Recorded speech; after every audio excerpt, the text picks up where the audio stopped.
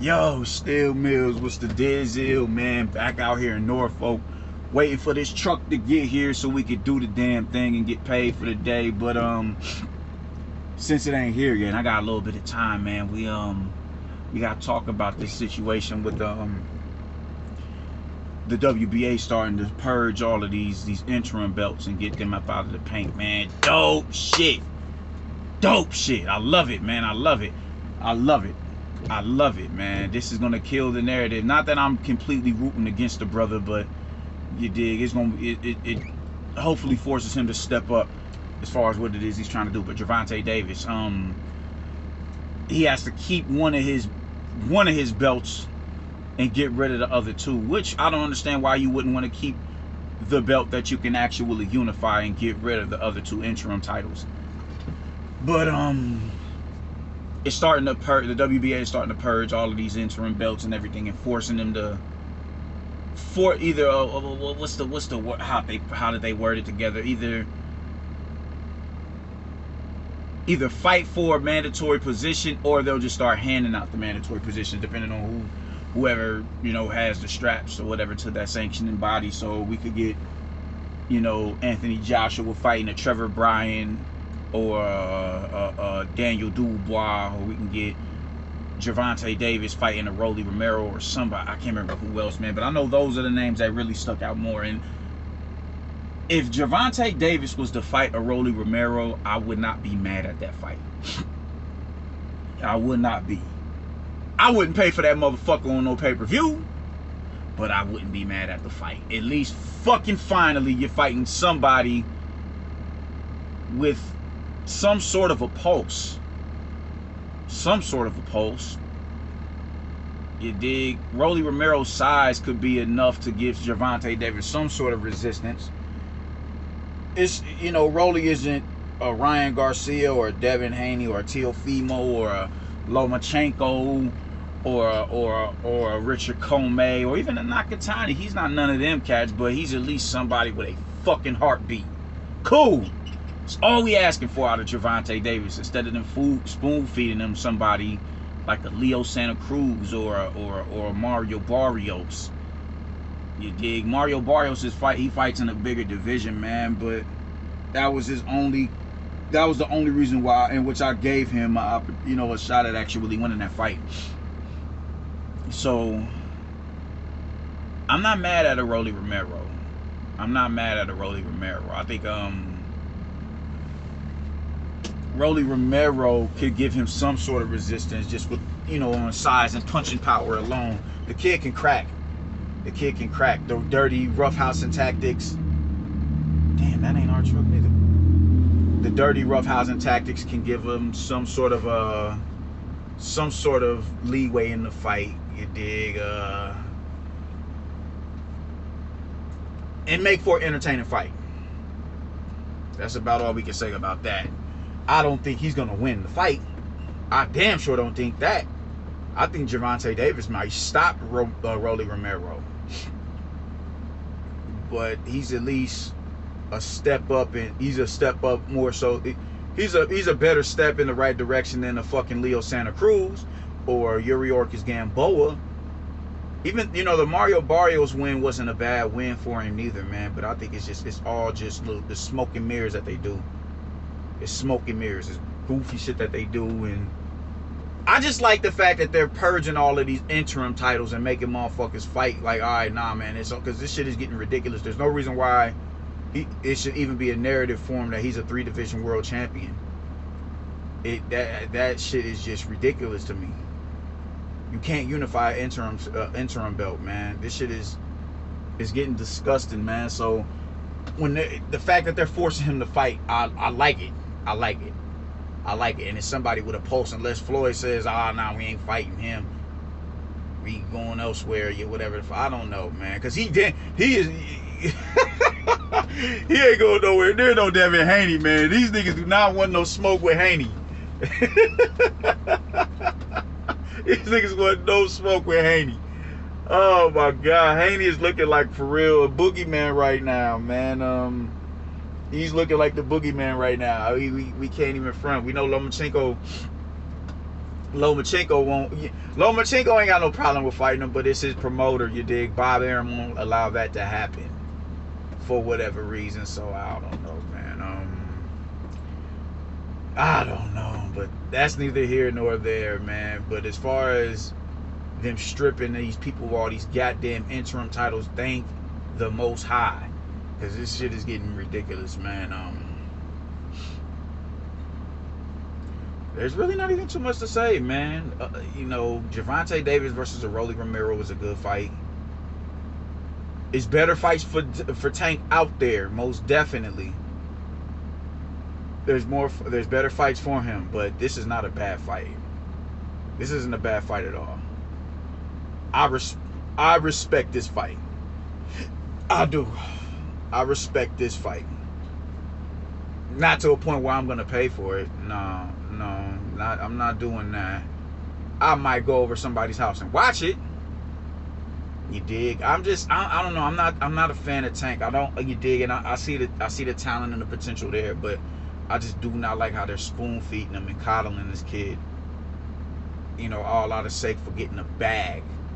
You know what I'm saying? Like, you know, Leonard Ellaby does some goofy shit and he says some dumb shit. There's no reason you can sit here and tell me nobody know who Josh Taylor is, and going, you know, like, how does that justify him fighting a Mario Barrios? Because nobody knows who Josh Taylor is.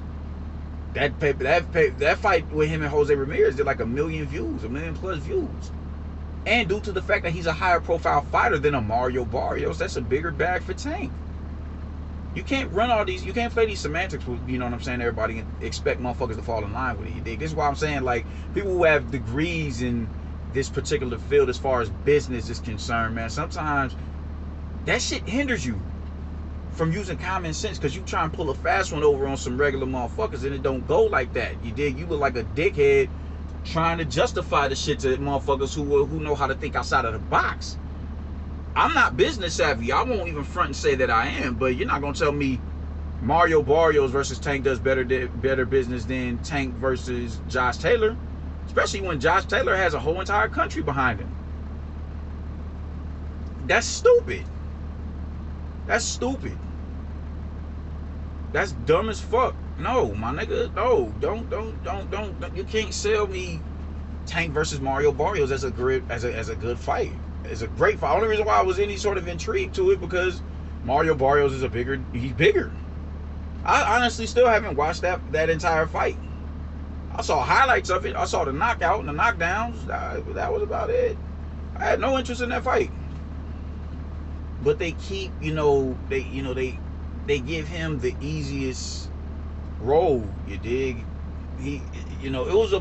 When I lived in Wellington Park Apartments a couple of years back here in Omaha, Nebraska, in my city, and the roads in that is a lot better now. I guess it was once upon a time a landfill.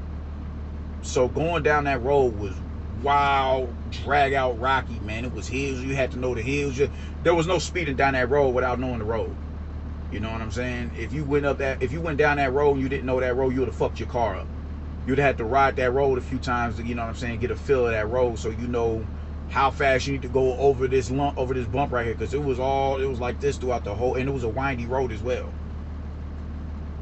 Tank hasn't rolled down that road yet. He has not. And they keep coddling him. They keep coddling him and giving him the easiest fights possible. So all right, if we take you up to 140, all right, cool. You're in a higher division, so that right there, to niggas who don't know no better, it's like, oh shit, he fighting at 140. Oh my god! But it ain't a Josh Taylor or a Victor Postol or a Jose Ramirez or a Regis Prograis or Jose Cepeda or a Barbosa.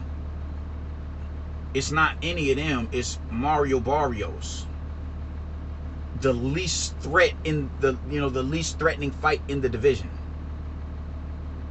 You dig me? You fight at 135, all right, cool. It's not Tank. It wasn't Felix Verdejo. It's not Masayoshi Nakatani. It's not Richard Comey or Raimundo Beltran. It's none of them. It's Yuri Orcus Gamboa. Just the least bit of resistance, man. You fight at 130, cool. You beat Jose Pedraza, good win. You know, you got a strap off of him. But now you go back to one. Oh my lord, you know. Was that 35 that he fought Santa Cruz at? I don't know if it was I can't remember now, but just the least path of resistance you can, you know, Floyd is gonna allow you to take. That's the route that you're taking, and it's just not cool. It's not cool at all, because you're hindering yourself, and because, you know, they get, you know, it's all smoke and mirrors over there on the PBC side. Is like, yo, y'all some bad motherfuckers when y'all can sit here and tell, and, you know, feed the people that Tank is a 3-division world champion when one of the divisions he allegedly has a belt in is an undisputed champion in that same division. Y'all some bad motherfuckers as far as promotion goes, man. Y'all some slick motherfuckers. Y'all some slick ass niggas, man. Anytime you can sell him off for, oh man, he's a 3-division world champion and he's fight, you know, he has a belt. He has a belt in, you know, as a junior welterweight, despite us having an undisputed match between 2 of the champions in that division and one of them coming out victorious. You are a special type of team. I don't even know how else to put it. Y'all know how to work y'all magic, man. I swear to God, y'all know how to work y'all magic. That is incredible. That is an incredible feat. So, yeah.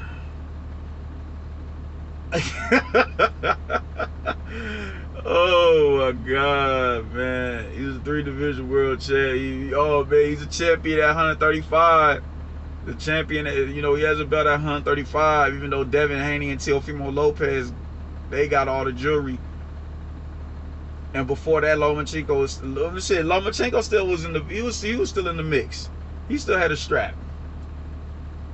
Y'all are some bad motherfuckers, man. I gotta admit, y'all know how to sell your fighter. And I can't be mad at it, and I am mad at it.